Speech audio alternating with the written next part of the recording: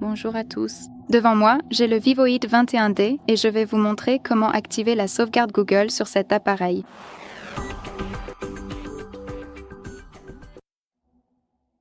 Commençons donc par ouvrir les paramètres, puis il faut faire défiler et trouver gestion du système.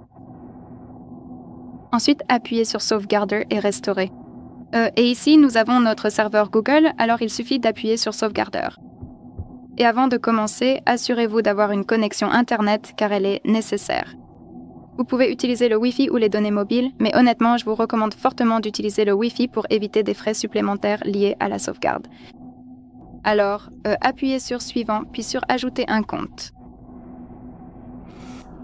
D'accord, vérifiez votre identité, donc utilisez le verrouillage de l'écran.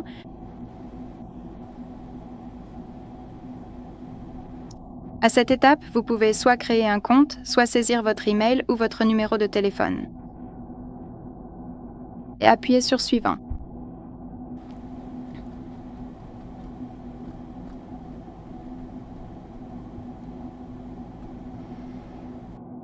Donc ici, nous devons entrer le mot de passe, alors faites-le et appuyez sur Suivant.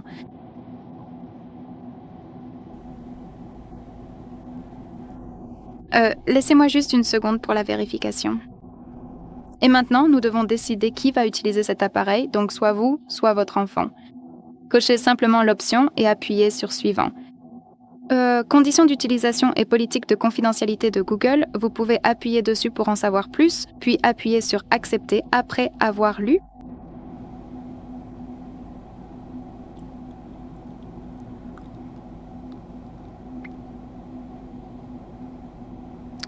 Ici, nous pouvons décider quel type de données nous souhaitons sauvegarder, donc les photos et vidéos ou d'autres données de l'appareil.